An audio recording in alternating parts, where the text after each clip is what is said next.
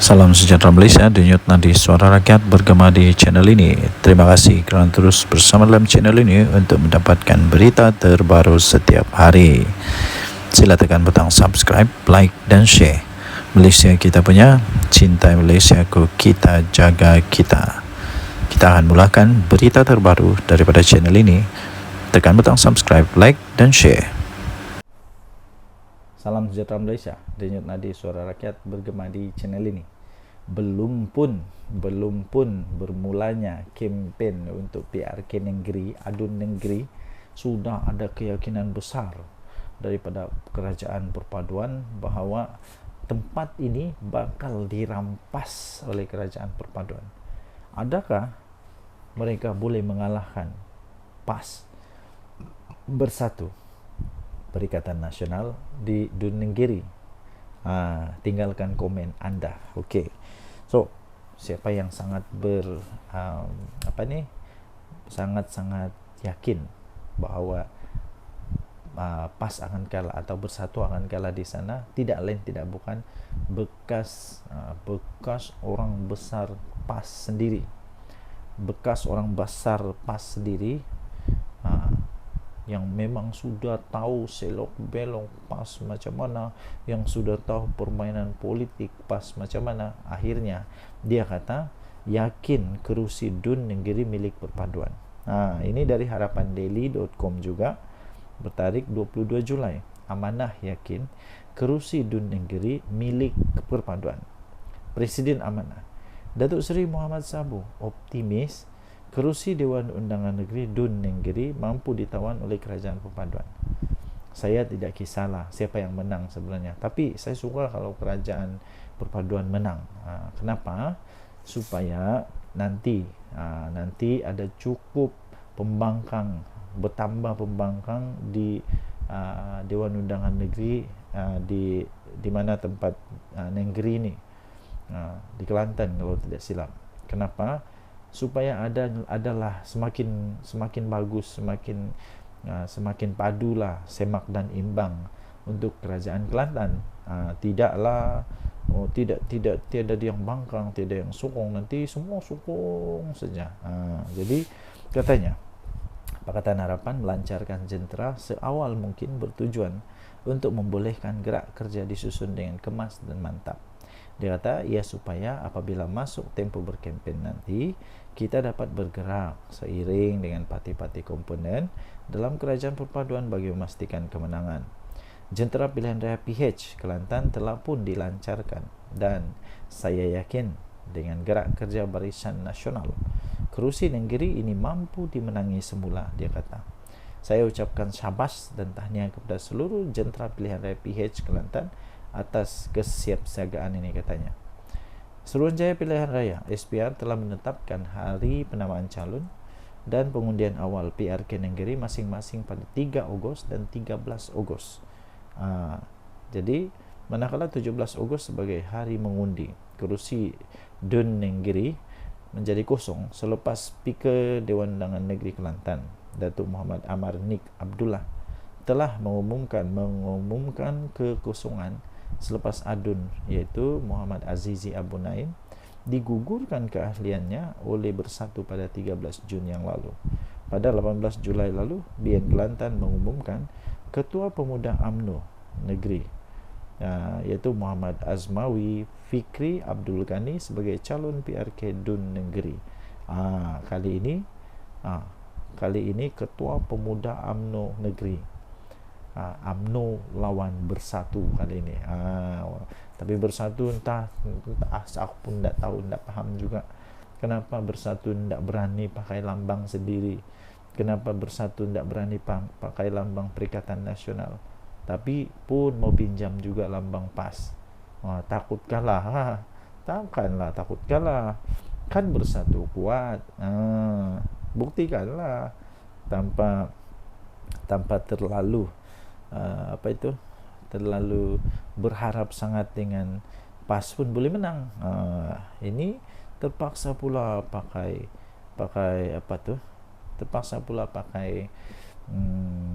logo daripada PAS. Entah kenapa. Mungkin Anda tahu, tinggalkan komen. Denyut Nadi Suara Rakyat bergema di channel ini. Jangan lupa tekan tombol subscribe, like, dan share. Bye-bye. Salam sejahtera Malaysia. Denyut Nadi Suara Rakyat bergema di channel ini.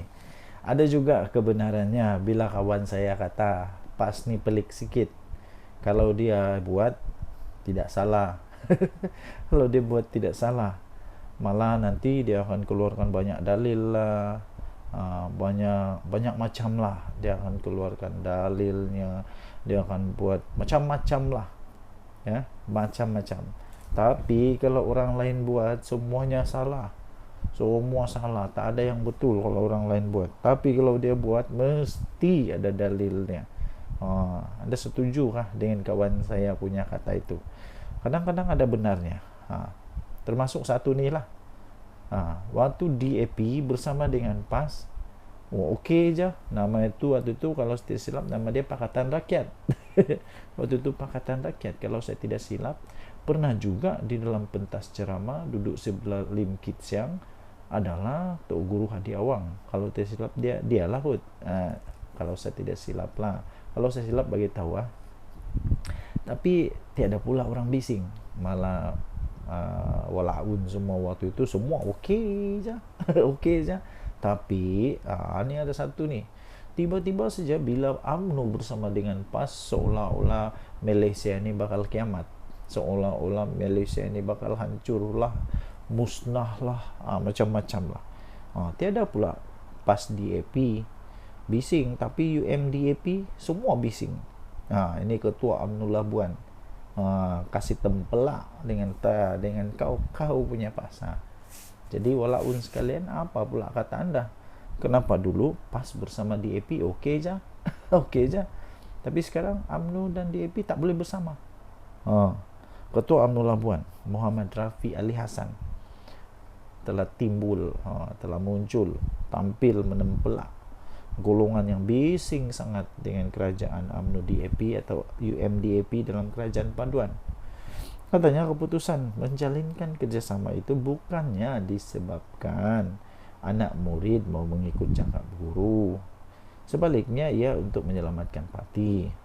Katanya keputusan kita bersama dengan kerajaan perpaduan bukan pada waktu zaman kami bersetuju kerana menghormati titah daripada di-Pertuan Agong dan untuk menyelamatkan negara yang tiada kerajaan. Kemudian dia kata, kita bergabung dengan DAP ini selepas pilihan raya umum, bukan sebelum pilihan raya. Betul atau tidak? Betul lah. Mana ada UMNO jadi geng kepada Pakatan Harapan, terutamanya DAP dalam pilihan raya? Tidak. Tapi hanya sanggup bekerjasama dengan DAP selepas Agong mengeluarkan titah. Jadi menghormati titah Agong dan untuk menyelamatkan kerajaan Malaysia supaya ada kerajaan memimpin. Jadi UMNO bersamalah dengan DAP. Dulu PAS bersama dengan DAP, kenapa? Apa alasannya pula? Tapi waktu PAS dan DAP bersama dengan DAP, adakah orang bising? Adakah pemuda UMNO bising? Soal beliau dalam satu video di TikTok UMNO Labuan. Muhammad Rafi turut mengimbas kembali tentang PAS dan DAP yang pernah duduk serumah. Duduk serumah satu ketika dulu. Itu bila? Tahun 2004. Mungkin sudah lupa, mungkin Tok Guru Hadi Awang sudah lupa, kesian dia.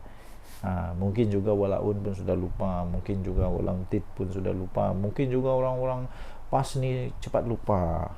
2004 sudah lama. Tahun 2004, 2008 PAS duduk satu rumah dengan DAP, tidur satu bantal, susun strategi mau kalahkan UMNO Barisan Nasional. Ada orang bising? Ada keluar perkataan PAS DAP? Tak ada. 2018 bersedap waktu bersatu dengan PAS, ada orang bising. UMDAP semua orang bising. Yang paling bising kita pula adalah UMNO yang paling bising daripada yang di luar. Yang paling bising kita pula dalam UMNO yang paling bising daripada orang di luar. Tempelak beliau lagi. Jadi tuan-tuan dan perempuan yang dihormati sekalian, itulah yang terjadi. Sila tinggalkan komen untuk mendapatkan berita atau cerita lengkap tentang ini, Anda boleh masuk di dalam harapandaily.com. 22 Julai tajuk dia, tiada pula PAS di AP, tapi UMDAP semua orang bising, tempelak Ketua UMNO Labuan. Kita jumpa lagi, bye bye. Salam sejahtera Malaysia. Denyut nadi suara rakyat bergema di channel ini. Sebelum kita teruskan, saya nak minta tolong untuk anda tinggalkan komen. Adakah anda suka kerajaan yang ada sekarang ini? Tinggalkan komen juga apa pendapat anda dengan pembangkang yang ada sekarang ini. Adakah pembangkang ini betul-betul jujur? Adakah pembangkang ini betul-betul ikhlas hatinya? Adakah mereka betul-betul orang kata suci, murni, mulus, tak ada dosa dan sebagainya? Anda boleh tinggalkan komen anda, tapi janganlah mengutuk-ngutuk ya, jangan memfitnah, jangan mengutuk, jangan juga keluarkan kata-kata yang tak baik. Anda boleh komen. Okey, so terbaru ada satu pendedahan yang cukup dahsyat. Ini cukup dahsyat. Saya fikir pemimpin PN ini akan bingung, pening kepala jugalah. Saya biasalah, siapa yang nak masuk politik, mau tidak mau kamu akan jadi sasaran, akan jadi sasaran kepada paparazi. Dulu paparazinya hanya wartawan tahu. Sekarang paparazinya bukan hanya wartawan, malah seluruh netizen akan jadi paparazi. Malah paparazi dari netizen itu lebih hebat, kadang-kadang lebih hebat daripada pemberita sekalipun. Terbaru ini ada satu pendedahan terbaru ya, tuan-tuan dan puan yang dihormati sekalian. Kereta hebat betul. Tapi sebelum itu saya mau tanyalah, apa ini maksud zuhud ini? Apa maksud zuhud ini? Sampai saya pun tidak tahu apa ini zuhud. Maklumlah, saya ni budak baru belajar, jadi ada istilah-istilah yang tidak pernah dengar. Contoh yang saya pernah dengar ni zuhud. Apa ini zuhud? ZUHUD, zuhud.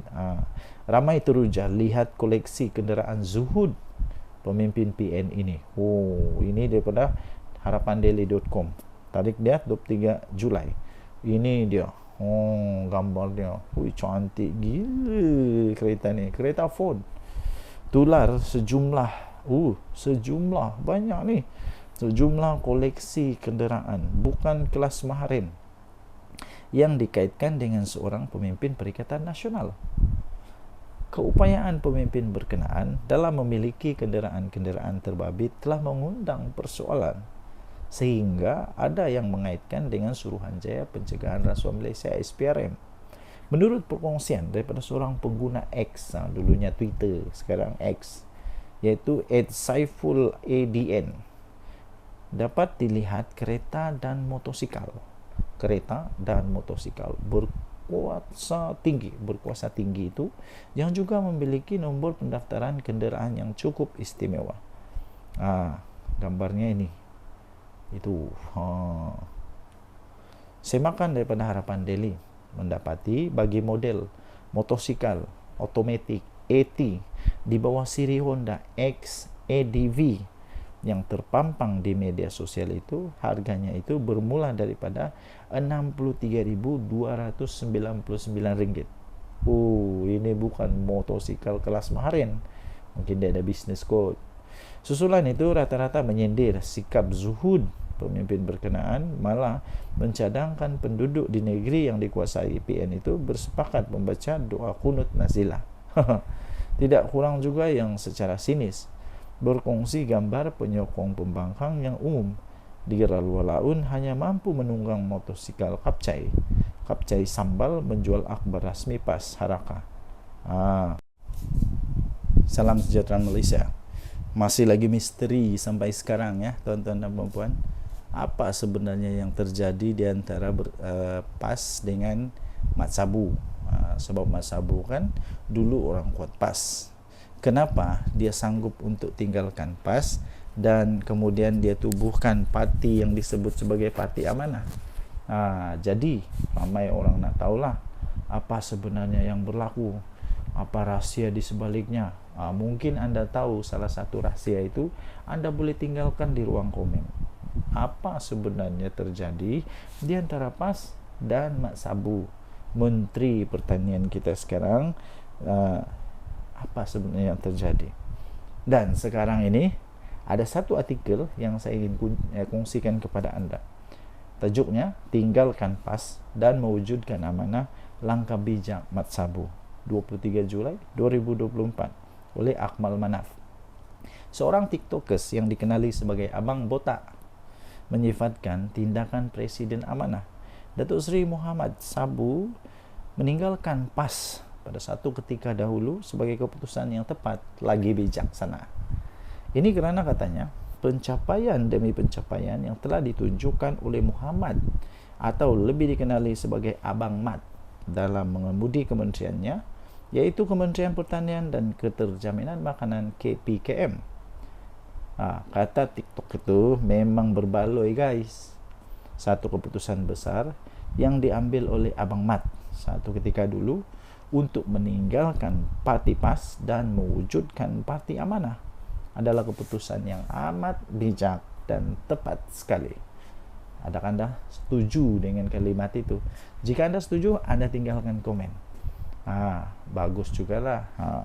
Abang Mat yang menjadi Menteri Pertanian dan Keterjaminan Makanan pada hari ini telah pun menampakkan hasil yang cukup baik dan memberi manfaat kepada seluruh rakyat Malaysia ketika kita memerlukan seorang pemimpin yang telus dan bekerja kuat.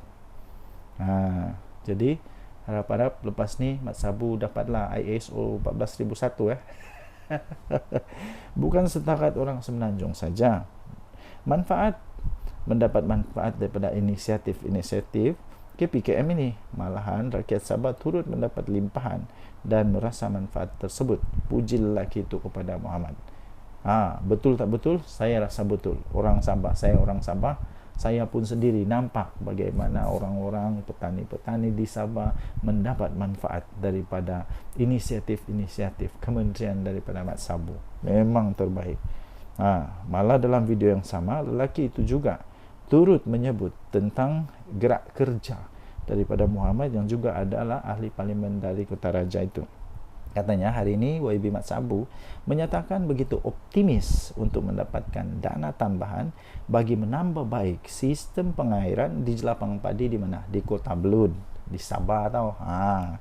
Di mana akan mencapai sasaran 10 tan pengeluaran padi, yang mana berlaku sekarang peningkatan 2 hingga 4 tan per hektar per musim. Dengan dana tambahan itu dapatlah diperluaskan lagi program SBB Smart Sawah. Ini yang telah terbukti hasilnya yang begitu memberansangkan.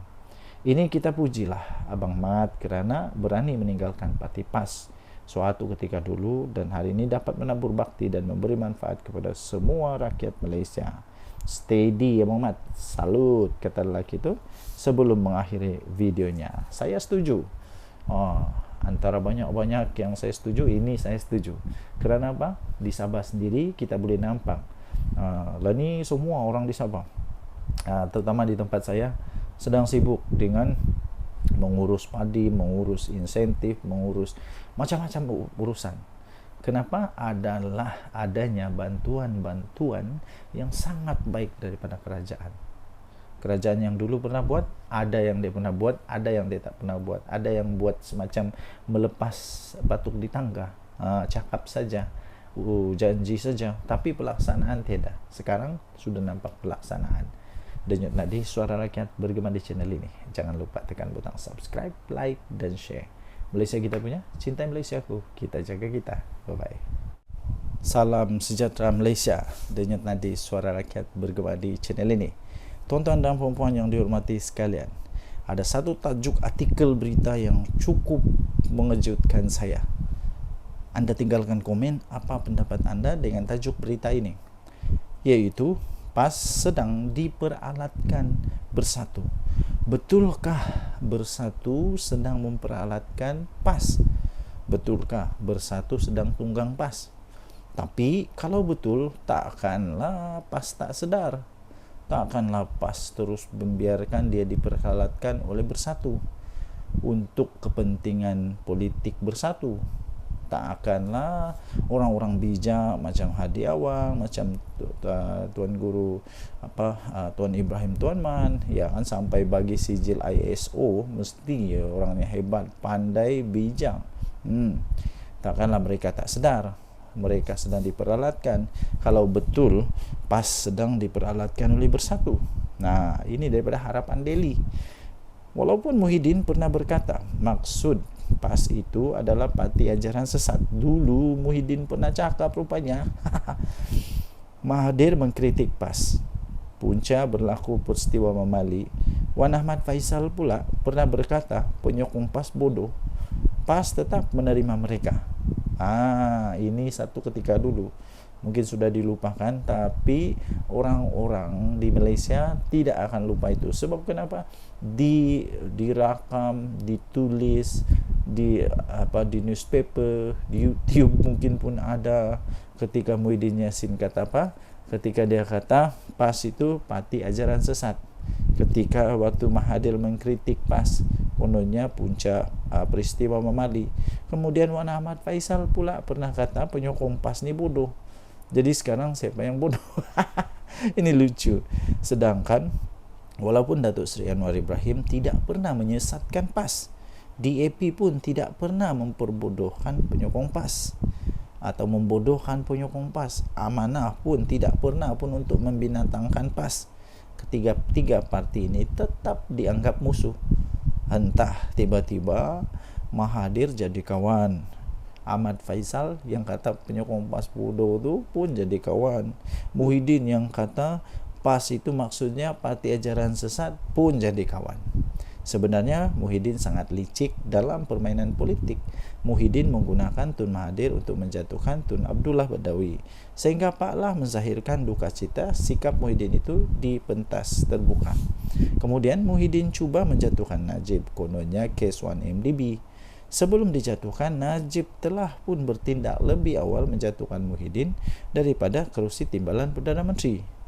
Tidak berputus asa, Muhyiddin sanggup menyembah Anwar di penjara. Ihsan Anwar merestukan Bersatu untuk bersama dengan Pakatan Harapan. Selepas PH berjaya memenangi PRU14, Muhyiddin mengkhianati Mahathir dan Anwar. Akhirnya dia menjadi Perdana Menteri. Sebenarnya Bersatu tidak pun mampu untuk memenangi satu pun kerusi tanpa PAS. Jika tidak percaya, cubalah PAS ambil sikap lepas tangan untuk PRK Negeri. Bersatu akan kena TKO. Confirm plus guarantee. Ketika Muhyiddin menjadi Perdana Menteri, dia tidak lantik timbalan Perdana Menteri dari PAS. Malah Muhyiddin tidak pun mempercayai ulama PAS untuk memegang portfolio Menteri Agama. Mungkin Muhyiddin masih yakin kenyataannya bahawa PAS ini bermakna parti ajaran sesat. Tapi bila dah jadi kerajaan, Bersatu pula yang banyak bolot jawatan penting dalam kabinet. Manakala PAS hanya diberi jawatan berportfolio rendah dan jawatan pengerusi GLC saja. Bahkan semasa Muhyiddin Yassin jadi Perdana Menteri pun, dia lantik Ismail Sabri dari UMNO sebagai TPM. Sedangkan UMNO bukannya sebahagian daripada Perikatan Nasional. Mengapa tidak dilantik calon daripada PAS? Dan berbagai skandal mahkamah memimpin pemimpin-pemimpin daripada Bersatu, dari presiden hingga naib presiden mereka yang melibatkan anak dan menantu, dilihat PAS menjadi tukang cuci dosa-dosa tersebut. Saya tertarik dengan ulasan veteran daripada UMNO, Mustafa Yaakob, yang Bersatu, yang menyifatkan Bersatu ini tidak mampu bertanding atas kekuatan sendiri, tetapi terpaksa menumpang kekuatan sekutunya, yaitu PAS.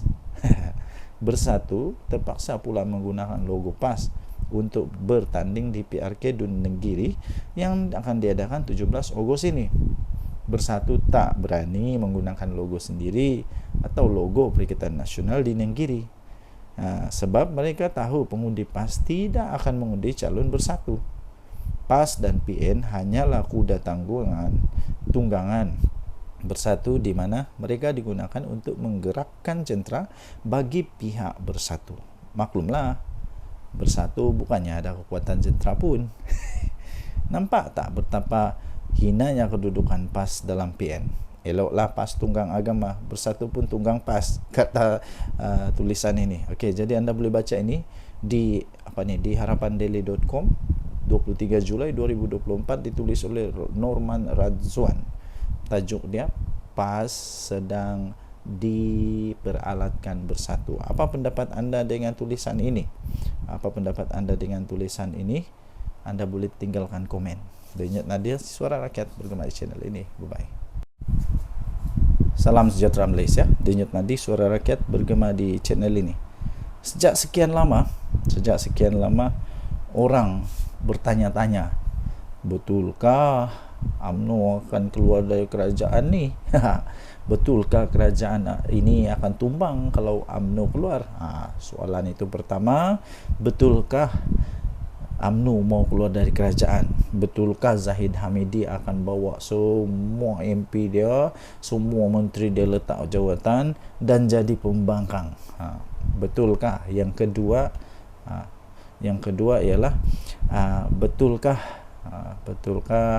bahawa mereka akan letak jawatan semua menteri-menteri UMNO? Ingat, UMNO tidak kuat macam dulu ya. UMNO bukan macam dulu lagi. Pernah dulu, kalau anda masih ingat, saya pun masih ingat, waktu itu saya sudah cukup dewasa. Sekarang ni dah 40 lebih umur, jadi sudah cukup dewasa lah. Cukup dewasa. Waktu itu ada istilah begini. Waktu ketika UMNO masih kuat, ada istilah kata begini, apapun yang UMNO letak batu kah, letak kayu kah, letak apa sajalah diletak di mana-mana. Waktu masih kuat dulu tu, batu pun boleh menang, kayu pun boleh menang, tunggul kayu pun boleh menang. Kura-kura kalau letak jadi calon pun boleh menang dalam pilihan raya waktu itu. Tapi sekarang tidak lagi. Sehingga baru-baru ini ada juga artikel kata begini, kalau UMNO tidak bekerjasama dengan mana-mana parti, tidak bekerjasama ataupun dia bertanding secara solo untuk pilihan raya umum ke-15 nanti, menurut artikel itu kata, tidak ada harapan untuk UMNO untuk menang besar lagi. Silap-silap Zahid Hamidi boleh kalah, silap-silap Tok Matasan boleh kalah, silap-silap siapa lagi, yang besar-besar lah boleh kalah, silap-silap tumbang dan boleh pupus UMNO ni. Sebab sekarang UMNO bukan macam dulu lagi. Ya, jadi kerana itu ya tuan-tuan dan puan-puan, kalaulah UMNO keluar daripada kerajaan ini, pada pendapat saya, pertama, kerajaan tak perlu risaulah. Tidak perlu risau pun. Kalau dia keluar pun, kerajaan tetap ada majoriti muda. Kerajaan Madani ini, Datuk Seri Anwar Ibrahim, tetap ada majoriti muda dan belum tumbang. Tapi ya, dapat disahkan tidak ada lagi majoriti 2/3. Risikonya kepada Datuk Seri Anwar Ibrahim hanya satu, iaitu ketika pembentangan rang undang-undang pembekalan. Kalau tidak ada sokongan, dia mungkin terpaksa letak jawatan. Tapi untuk kata otomatik kerajaan Madani tumbang itu tidak mungkin berlaku. Ya. Jadi menteri-menteri UMNO saya fikir tidak akan begitu mudah untuk meletak jawatan. Bukan mudah, lagipun ramai orang lagi berbaris menunggu. Kalau semua menteri UMNO keluar, bagus jugalah. Ada peluang untuk DAP, ada peluang untuk amanah, untuk isi tempat mereka. Ini pun sebenarnya boleh dikatakanlah, boleh dikatakan hasil daripada persefahaman yang baik dalam kerajaan perpaduan. Walaupun UMNO taklah besar mana kemenangan dia, tidak macam dulu, maksud saya tidak macam dulu kemenangan itu, tapi mereka tetap dihargai oleh kerajaan yang ada sekarang, sampai mereka tetap diberikan banyak jawatan dalam kerajaan. Timbalan Perdana Menteri dari mana? Timbalan Perdana Menteri daripada UMNO, yang sepatutnya boleh sahaja daripada DAP, tetapi kerana strategi politik menunjukkan bahawa mereka ini sefahaman, ada perpaduan, maka okeylah, bagilah dekat Datuk Seri Zahid Hamidi. Jadi maksud kata begini, UMNO kena sentiasa ingat bahawa mereka ada sekarang ini menjadi kuat semula, bolehlah dikatakan semakin mengorak langkah untuk menjadi kuat, kerana mereka ada satu gabungan persefahaman politik dengan Pakatan Harapan, ya. Jadi hanya satu saja, hanya satu peluang untuk UMNO dapat menang, ialah dengan bekerjasama dengan Kerajaan Perpaduan, dengan Pakatan Harapan. Kalau tidak, UMNO tak akan boleh kalahkan PAS. Itu for sure lah. UMNO susah untuk kalahkan PAS. Nah, kalau 1 lawan 1, UMNO lawan PAS, memang belum tentu UMNO boleh menang. Okay, walaupun di tempat DAP, walaupun di tempat yang di tempat yang bukan PAS yang menguasa. Apa pendapat anda? Sila tinggalkan komen. Denyut Nadi, Suara Rakyat, bergema di channel ini. Bye-bye. Salam sejahtera Malaysia, Denyut Nadi, Suara Rakyat, bergema di channel ini. Okey, tuan-tuan dan puan yang dihormati sekalian, sepanjang beberapa hari ini, perkara yang amat hangat di seluruh berita ataupun semua penganalisis pengulas politik ialah tentang di mana adanya konon-konon lah, ura-ura lah, konon lah, cerita kabar angin lah yang mengatakan MCA dan MIC keluar daripada Barisan Nasional. Tuan-tuan dan puan-puan yang dihormati sekalian, itu hanya berita kabar angin. Walaupun begitu, malam ini, hari ini, pagi ini, hari ini, petang ini, apa-apa sajalah masa yang anda tonton video ini, saya ingin nyatakan bahawa tidak ada keuntungan pun kalaulah MCA dan MIC keluar daripada Barisan Nasional. Apa keuntungan bagi mereka? Mungkin anda boleh berikan komen. Apa pendapat anda? Sekiranya MCA keluar daripada Barisan Nasional, adakah yang sanggup untuk menerima mereka sebagai satu gabungan politik, rakan politik di dalam gabungan? Sanggupkah Perikatan Nasional ambil MCA? Sanggupkah Perikatan Nasional untuk ambil MIC? Dan apa kelebihan MCA dan MIC kalau keluar daripada kerajaan? Tidak ada sebenarnya. Jadi tidak ada apa-apa gunanya untuk Barisan Nasional, kerugiankah, keuntungankah kalau MCA dan MIC keluar daripada Barisan Nasional? Kerugian tidak pada UMNO, tidak juga kepada kerajaan ini, kerana MIC dan MCA mereka hanya ada berapa kerusi dalam parlimen. Tidak pun sampai 5 kerusi dalam parlimen. Hanya berapa saja, MIC berapa kerusi dalam parlimen. Tidak akan menggugat apa-apa, tidak akan menjadikan kerajaan yang sekarang ada ini tumbang, apalagi kalau tukar kerajaan, tidak mungkin akan berlaku.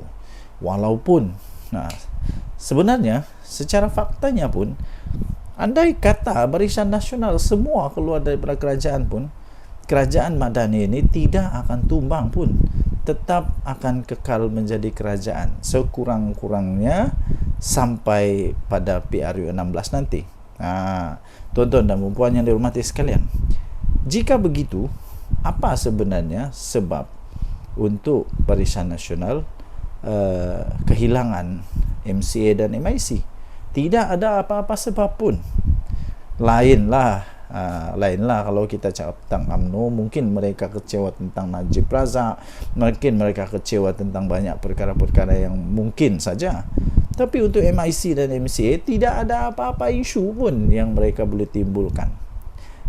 Mereka malah perlu bersyukur, berterima kasih kepada kerajaan ini, kerana walaupun jumlah mereka yang sedikit macam tu pun, tapi tetap dianggap amat penting oleh kerajaan Madani ini. Jadi tuan-tuan dan puan yang dihormati sekalian, pada pendapat saya, ini pendapat saja ya. Semua orang ada pendapat masing-masing. Anda boleh bantah, Anda boleh bangkang pendapat yang saya utarakan ini, terpulang kepada anda. Sekiranya MIC dan MCA nak keluar, kalau pendapat saya, UMNO tak payah nak tergeh-geh pun, untuk pujuk MCA atau MIC ni. Biar pergi kat mereka lah.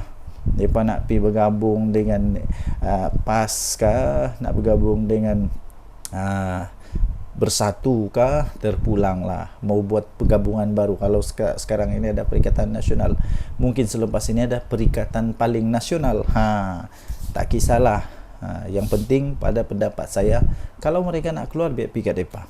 Biar pergi kat depa. Mungkin mereka suka untuk jadi pembangkang, dipersilakan. Tapi setakat ini semua itu hanya kabar angin. Dan kalau mereka keluar pun tiada apa-apa pun kerosakan kepada kerajaan ini. Jadi apa pendapat anda? Sila tinggalkan komen anda. Sekiranya MCA dan MIC mau keluar, apa pendapat anda? Betulkah mereka mau keluar? Mungkin anda ada sumber yang lain yang mengatakan mereka mau keluar. Tapi pada pendapat saya, tidak akanlah mereka keluar untuk setakat ini, kerana tidak ada apa-apa keuntungan pun. Dan saya fikir UMNO tidak akan tergugat pun. UMNO tidak pun rasa kecil hati kalau mereka keluar. Tinggalkan komen, tekan butang subscribe, denyut nadi Suara Rakyat bergema di channel ini. Bye-bye.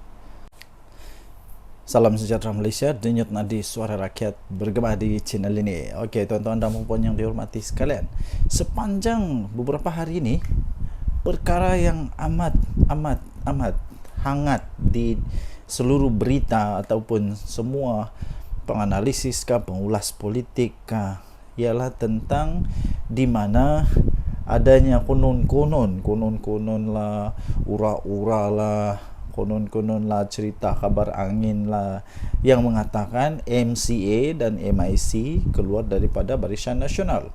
Tuan-tuan dan puan-puan yang dihormati sekalian, itu hanya berita kabar angin. Walaupun begitu, malam ini, hari ini, pagi ini, hari ini, petang ini, apa-apa sajalah masa yang anda tonton video ini, saya ingin nyatakan bahawa tidak ada keuntungan pun kalaulah MCA dan MIC keluar daripada Barisan Nasional. Apa keuntungan bagi mereka? Mungkin anda boleh berikan komen. Apa pendapat anda? Sekiranya MCA keluar daripada Barisan Nasional, adakah yang sanggup untuk menerima mereka sebagai satu gabungan politik, rakan politik di dalam gabungan? Sanggupkah Perikatan Nasional ambil MCA? Sanggupkah Perikatan Nasional untuk ambil MIC? Dan apa kelebihan MCA dan MIC kalau keluar daripada kerajaan? Tidak ada sebenarnya. Jadi tidak ada apa-apa gunanya untuk Barisan Nasional, kerugiankah, keuntungankah kalau MCA dan MIC keluar daripada Barisan Nasional? Kerugian tidak pada UMNO, tidak juga kepada kerajaan ini, kerana MIC dan MCA mereka hanya ada berapa kerusi dalam parlimen. Tidak pun sampai 5 kerusi dalam parlimen.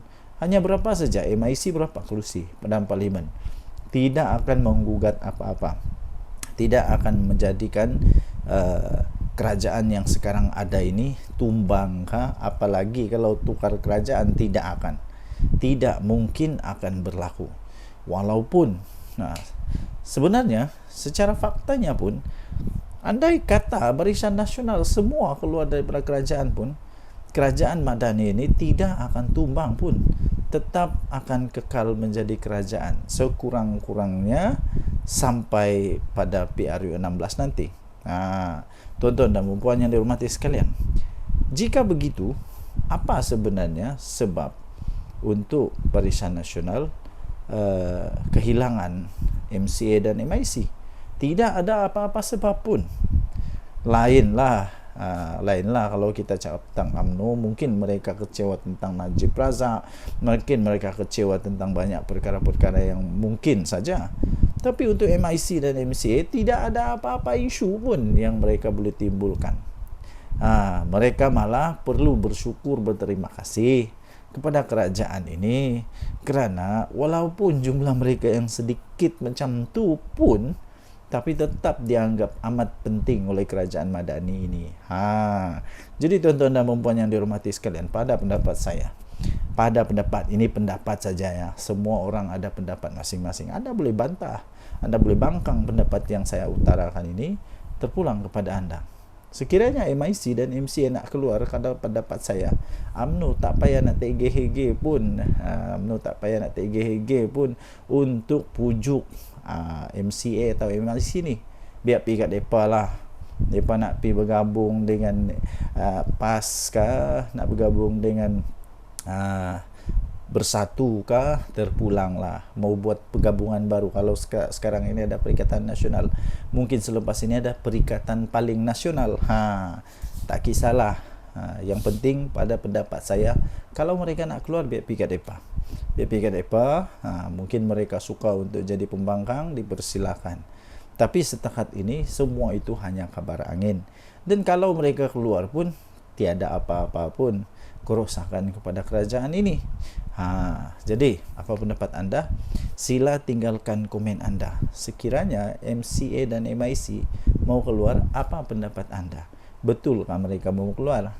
Mungkin anda ada sumber yang lain yang mengatakan mereka mau keluar.